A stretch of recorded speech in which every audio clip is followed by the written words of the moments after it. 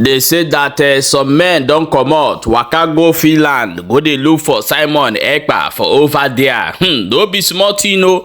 As they reach for inside the airport, now they come dey call Simon Ekpa say they dey in place so make him come outside. Now come say this one don red. As e be like this now, they say that the Onongo men, as they take talk for this video, they say that Onongo men now don go first the army people for inside their checkpoint. As e dey red though, they say the woman wey dey lead the Yoruba nation wey police catch for Ibadan abi Oyo, they say as e be like this now, that place they don carry the woman house down. As e dey red, things dey happen. We go show you all the whole video. May you dey follow up, they know wetin dey go on. But you find out say so many of you know they share video again, and so many of you know they even try to dey follow us and subscribe. May you quickly do so, because we dey here to dey bring you updates back to back. However, let's jump into this matter and we go know wetin dey happen for the area. My people, welcome back to Balabas Gist. If this is not the first time where you come across this wonderful channel, you are highly welcome. Please share this video for more updates.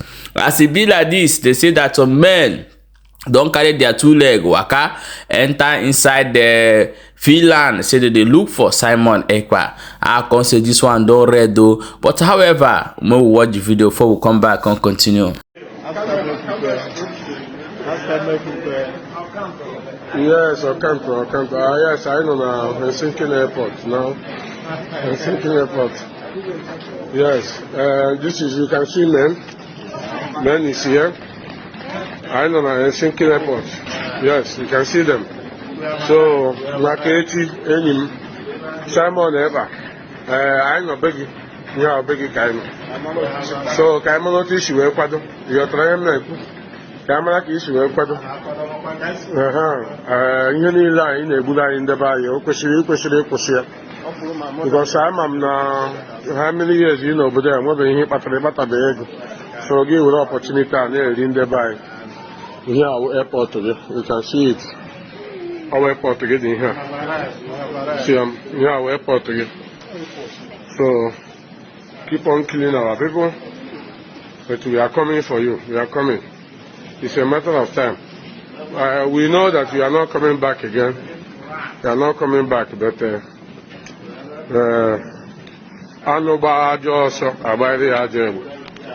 just keep on killing our people. Maybe now with human sympathy, because you think that you are not coming back home again. You think that you are not coming back home. Look at our airport. You got home. About the Finnish there. They were there on there. Okay, you got here. Yeah, we're for to get.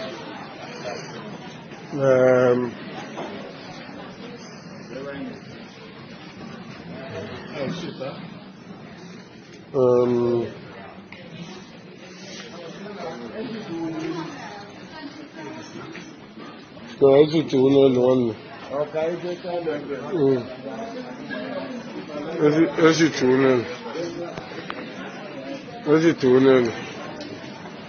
So here our airport again.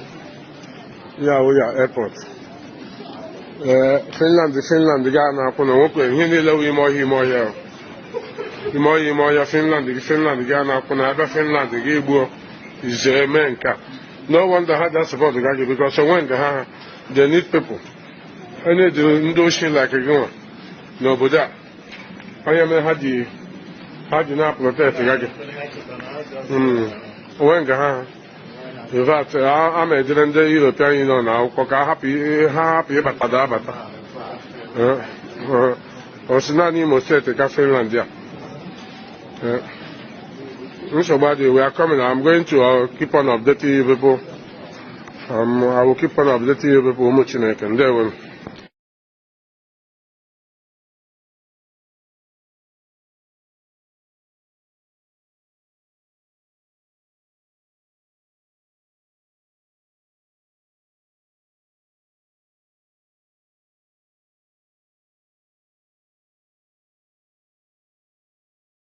Welcome back, my wonderful people. As you don't watch that video, no be small thing, no.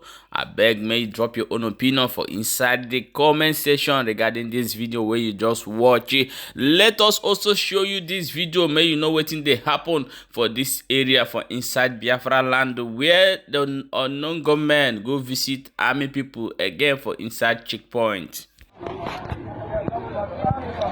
Reporting from the local news agency this beautiful morning at Uzigwe, being 18th of April. Unknown gunmen bịara meet here in the army. Ndị army nọ na Uzigwe akwa ya. And ha nwere serious conflict. Yeah, the battle is very, very much. Ine tipa ife na ndị niile jere achị Uzigwe tata. Mama nga na-eme. My good morning. So, ndị a fosere na onye ọbụla bụ si ihe if you look nice, see ya the very very thing na maka ndị na-abịa ahịa n'otu a. But any of your family members na-abịa ahịa ka ochie ya bazụ na Uzigwe nọ in a very big problem. Serious ọsọ ka a na-agba n'Uzigwe. So, more problem now the Uzigwe because onye ọbụla control onwe ya shi abazu. I na-enweta reporter from the local news agency. Ebe anyị nọ ife abụ n'ọba ha Ekpa Uzigwe, close to Uzigwe. But we don't have the opportunity to be in midst of where everything is happening. But in that time, if you ndị niile kwụ n'ụzọ, ndị niile jere ahịa Uzigwe tata ka Uzigwe ji azụ na-eshi ya si azụ.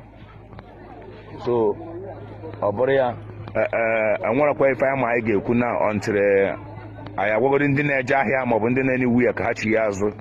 Unknown government nwere serious battle with ndị army. Nwanne m kedu mgbe ihe a bidoro brother? Good morning. How many otega aka? Just na ka anyị nọkịta. Enwere ndị egbe atụgasịrị? Don't know na egwu na-atụzi onye ọbụla na-agba ọsọ. Okay, and ka ihe that is ndị unknown government bịa na challenges ndị army nọ na Uzigwe. Amana ka anyị na-enegodo ya mara what next.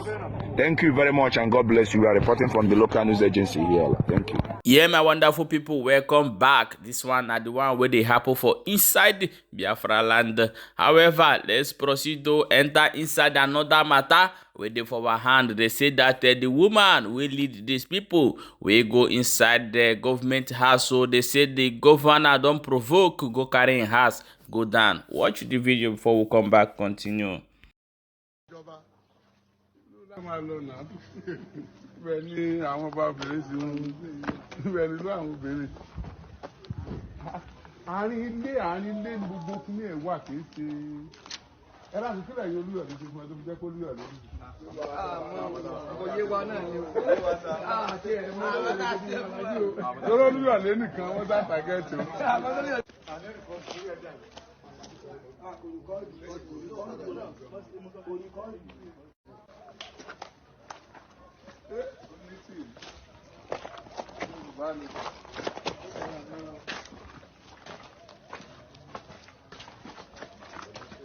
Ẹ̀yin ìyẹn wa tí ẹ̀ ń wò wá tẹ̀lé ń gbọ́ wa jákèjádò àgbáyé tí ẹ̀ bá gbàgbé nígbà tí a wà ní Tâke ni wọ́n ṣe gudugudu méje àyà mẹ́fà wọ́n ṣe dáadáa a tún bá wọn bì náà tó dúró gbágbágbá ọ̀gá ọlọ́pàá ní Sanyo wọ́n ti débí láàárọ̀ yìí wọ́n tún ti wà ní Tâke báyìí wọ́n bá wọn bí gbà àbí wọ́n bá wọn bí gbà tí wọ́n wá kí ọ̀gá wọn tó wá pàdé wa ń bẹ̀ yẹn àwọn náà tún wọ́n bọ̀ wá join wa ń bí ń sìn ibi gangan ni wọ́n ní onítìrí ló ti sọ àwọn ọ̀rọ̀ tí ẹ̀ ń rí tó ń lọ káàkiri yẹn ibi tá a kọ́kọ́ lọ yẹn ni wọ́n kó àwọn nǹkan ìjà olóró sí mú mi mọ́ bí fún orí ibi tá a kọ́kọ́ lọ yẹn ni wọ́n kó àwọn nǹkan ìjà olóró tí wọ́n ń lò kó lọ secretariat ibẹ̀ ni wọ́n kó sí ṣùgbọ́n mọ́tò tí wọ́n ní ó padà wá tí wọ́n mú mọ́lẹ̀ ńbẹ̀ ó tún lọ kó ẹrù láti ibẹ̀ yẹn wá síbí wọ́n fẹ́ kó àwọn nǹkan ìjà yẹn láti ibẹ̀ yẹn wá síbí ni so ẹ jẹ́ ká wo ìjọba ìpínlẹ̀ Ọ̀yọ́ bí wọ́n ṣe ṣiṣẹ́ níbẹ̀ yẹn láàárọ̀ yìí mọ́jú bẹ́ẹ̀ náà wọ́n ṣe ń bí o wọ́n ti wá bíwó èyí tó sọ pé property ó ti di tìjọba ilẹ̀ yìí ó ti di tìjọba wọ́n ti gbà lọ́wọ́ ẹni tó ń lò fún onítìrí tí wọ́n ń lò fún wọ́n lò fún ìdàlúrú ìgbàjọba lọ́nà àìtọ́ ẹ má jà sí wọn sí ìgbàjọba jàre. Okay, my wonderful people, now so we'll see for this matter with the happen today, and I will say we'll bring and come sharply come give on a beg. May you try to share so that other people will they get this information and they know what thing they happen for the side. I beg, may you also try you and follow this page, subscribe to our YouTube channel for more updates, and do not forget to drop your own opinion regarding the information we don't carry come for your table today. As you dey hot, we will see you for the next update. Share and comment.